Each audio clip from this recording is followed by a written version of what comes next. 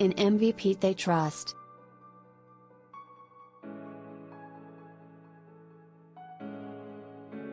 Pete Alonso's wild ride through what has been a magical Mets season to this point included another grand performance Friday night that left the Citi Field faithful singing his praises.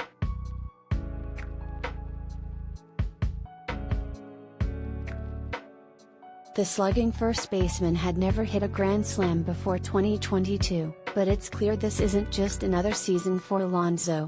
On this night he smacked his second grand slam this year in leading the Mets to a 10-4 victory over the Marlins.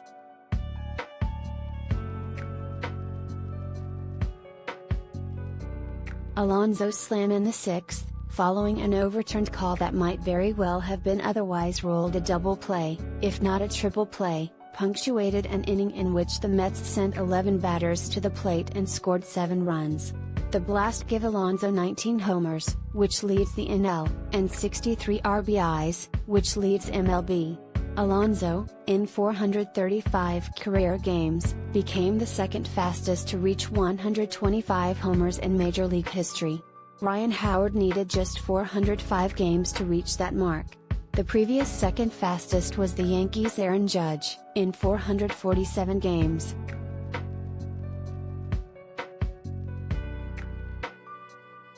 Francisco Lindor treated his mother Maria, who had never seen her son play in person previously for the Mets, with a 3-run homer in the first inning, the loudest hit of the night. Lindor's family surprised the shortstop by bringing his mom, who is confined to a wheelchair after a recent health episode, to the game. Francisco and Maria embraced outside the clubhouse before the first pitch.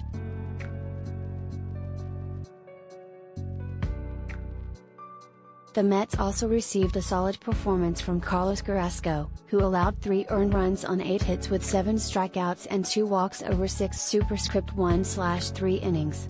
With the victory, the Mets moved 5 superscript 1/2 games ahead of the Braves in the NL East after Atlanta had its 14-game winning streak snapped with a loss to the Cubs.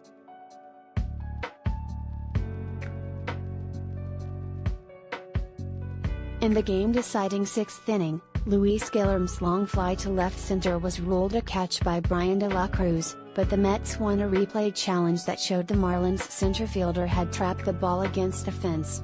Jeff McNeil had tagged up at second and moved to third on the play, and Mark Kanya had advanced to second without tagging up. At minimum, Kanya would have been called out if the play had been upheld.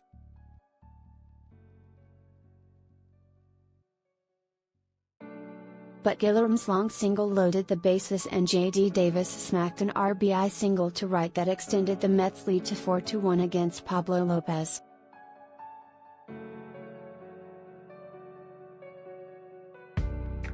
Tommy Nance retired Brandon Nimmo for the second out in the 6th, but the Mets weren't finished. Starling Marte walked to force in a run and Lindor was hit by a pitch, giving the Mets a 6-1 lead.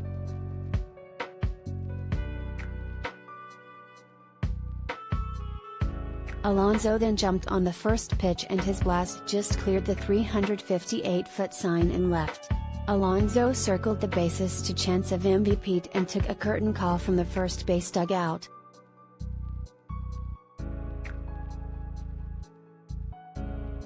In the first inning, De La Cruz dropped Marte's routine fly ball to center after Nimmo had singled leading off.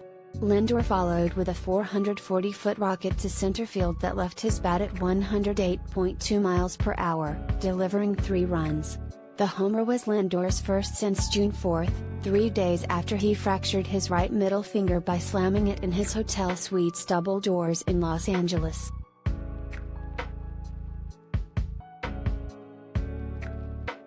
De La Cruz homered leading off the 5th to pull the Marlins within 3-1.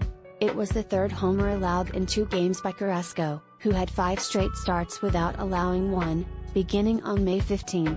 De La Cruz jumped on a full count, 95-mile-per-hour fastball and cleared the left field fence for his 3rd homer of the season.